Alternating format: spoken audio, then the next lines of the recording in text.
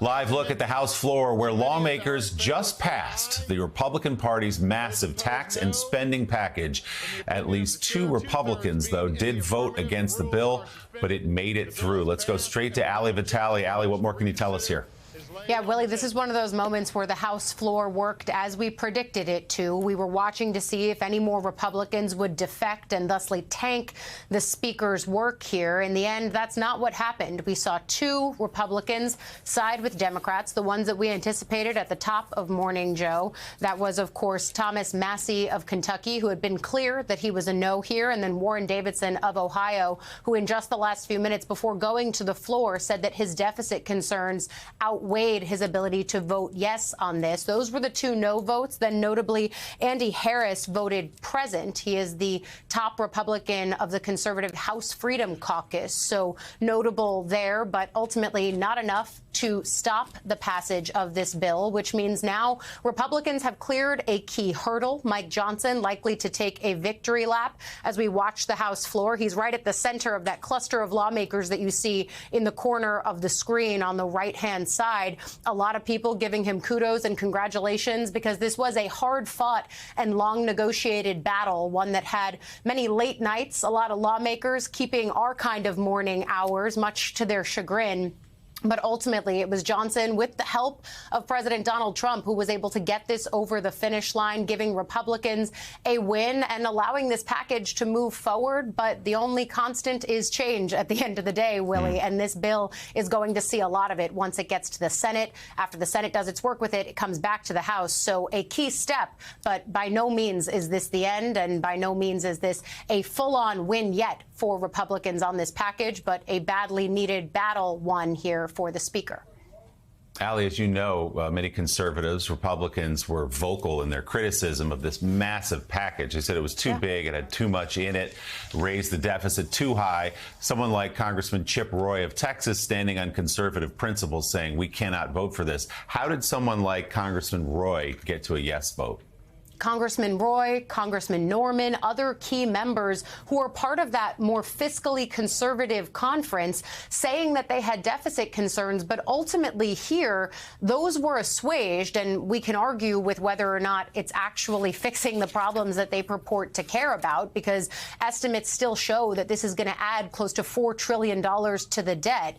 But what assuaged them in the end was basically putting in play earlier offsets around Medicaid and food assistance programs, for example, saying that the work requirements and other money-saving mechanisms that Republicans say root out waste, fraud, and abuse in those programs, by putting those in play earlier, that allowed for greater savings, or at least not additions to the deficit. And that's how they ultimately got fiscal hardliners on board. But also politics plays a key role in this, right? They have been loath, Republicans, to go against President Trump. Trump has been clear that anyone who doesn't vote with him on these agendas should be primaried or voted out of office. We've seen, of course, a few, and by that I mean one consistently, Thomas Massie of Kentucky, hold strong against those kinds of broadsides from the president. But largely, Trump has shown that he's not just the kingmaker in the party, but he is someone who can ultimately move votes, even those from reluctant Republicans, to his cause. When push comes to shove, Republicans have now voted for this package. It's going to go through changes, but regardless, they're going to have to defend what's in this early iteration of the bill, whether they're moderate or conservative.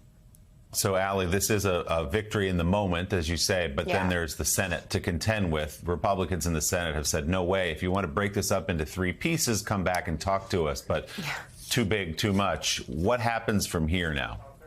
Well, right now they are proceeding with this one big, beautiful bill track. That's not to say that this thing doesn't get broken apart. At this point, that would be a surprising change in strategy. But there are still some Senate Republicans who whisper about the prospect of this one bill being too big and ultimately full of too many thorny issues to actually get it passed. Some of the substantive changes, though, that we're going to be looking for on the Senate side of the equation will likely come to the health care changes that we talked about earlier on when we started this program. The idea that there are more work eligibility requirements, changes, for example, to the way that SNAP's cost sharing is going to be done between federal and state funding spaces. That would be a major overhaul to the food assistance program and just the foundational way that it functions and that people are able to access it. That could be another change that we see Senate Republicans take issue with and ultimately make their own tweaks to. There's a bunch of different ways that this could go. I think the other piece of this, and we'll tune in more when it gets to the Senate,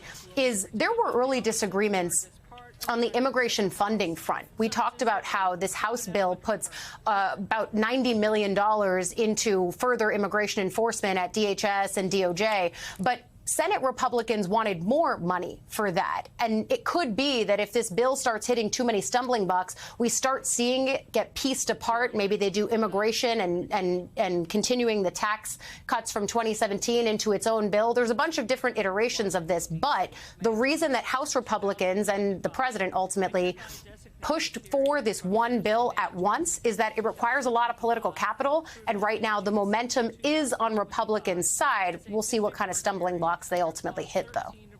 Jonathan Lemire, I'm going to quote a former congressman named Joe Scarborough, R. Pensacola, who said on this show yesterday, quote, "If you claim to be a fiscal conservative, you cannot vote for this bill." Well, a bunch of them just did. How much of that is the pressure top down from President Trump, who took the rare step of actually visiting the Capitol to rally the troops the other day? Whatever happened to that guy? Lawmaker, former lawmaker, now in obscurity. Yeah, this is, you're right. This was as Ali rightly says, it's a win for Speaker Johnson, but it's also a win for President Trump. He had been sort of content to stay on the sidelines for most of this process, just the occasional Truth Social saying that this one big, beautiful bill needed to be passed. But that changed this week, went to the Capitol, really pushed lawmakers to get this done, even confronted a few of the moderates like Mike Lawler of New York, saying, look, this you need this. There's this implicit threat, of course, that some of these Congress members might have been primaried from the right, from the MAGA wing of the party if they didn't go along. So the bill has an uncertain future, and the political ramifications, uncertain. The economic ramifications, a lot of people, including Steve Rattner, really worried about. But in terms of politics in this moment, President Trump has basically said, this is the one thing I want to get done here in these first 2 years, pre-midterms, when he officially becomes a lame duck. An important hurdle cleared. He used some of his political capital to make it happen.